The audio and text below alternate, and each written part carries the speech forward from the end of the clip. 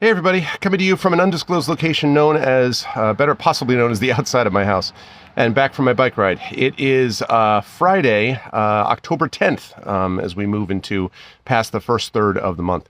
I just got back from my bike ride, and I want to talk about something, as I often do after these things, relating to writing, that came to me as I was writing, and that is that when I went out for my ride this morning, I kind of wasn't feeling it. I was sort of like, I don't know that I'm really feeling physically super great. To be clear, I'm not sick. I don't have, anything like that.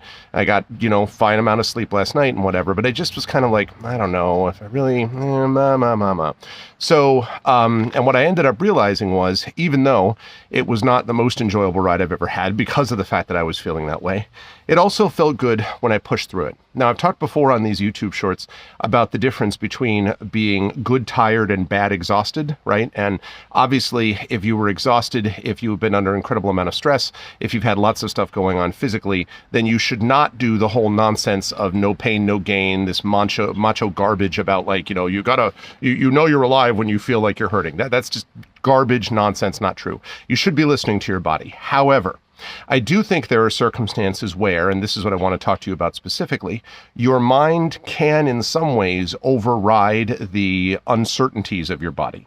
And by this, I don't mean ignoring what your body is telling you. I mean your mind giving the body, if you will, a larger context. Let's say you wake up and you've been working on a deadline. You got a short story due, you got a novel due, you got something that you got to get in, and you're just not feeling it. It's raining outside. You got all, you're just like, you're not into it. You don't want to do it. You're like, man, I could be playing a video game now. I could be, watching some TV now. I was planning on maybe going to the store and, going to Starbucks and grabbing a coffee or something, like anything but just do the thing that I said that I wanted to do.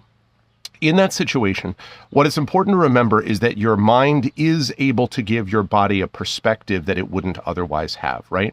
That is to say that your mind can let your body know that this is not a permanent state, that number one, you like writing. Number two, you enjoy writing, especially when you've produced whatever it is that you're supposed to write. And you can think about the future, about what that's going to look like, about how people will be happy that you produced what you produced, about how, most importantly, you will be happy with what you produced.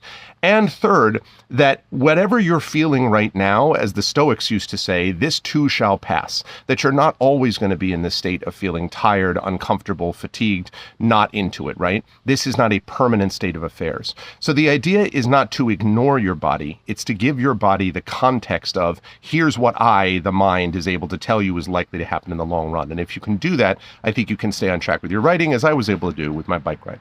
Thanks all. See you later the week.